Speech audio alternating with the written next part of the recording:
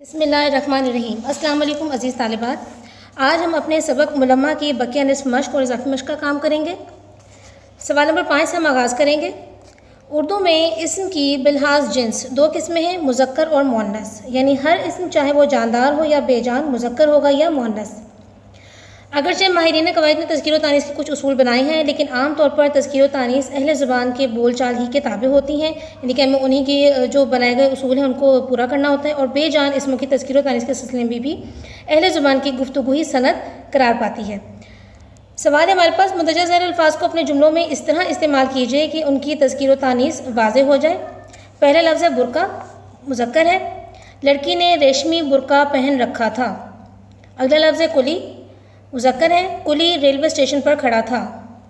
تیسرا لفظ ہے سڑک، مؤنث ہے، ہمارے گاؤں کو پکی سڑک جاتی ہے۔ چوتھا لفظ ہے لالٹین، مؤنث ہے، عمران نے نئی لالٹین خریدی ہے۔ لب، مذکر ہے، بچے کے لب نہایت خوبصورت ہیں۔ پیشانی، مؤنث، اس کی پیشانی پسینے سے تر ہے۔ فرض، مذکر، ہم سب کو اپنا اپنا فرض ادا کرنا چاہیے۔ سائنس، مؤنث، سائنس کی ایجادات نے ہماری طرز حیات اور طرز فکر کو تبدیل کر دیا ہے۔ اور گدڑی آخری لفظ ہے، مؤنث ہے، فقیر نے گدڑی اوڑھ رکھی ہے۔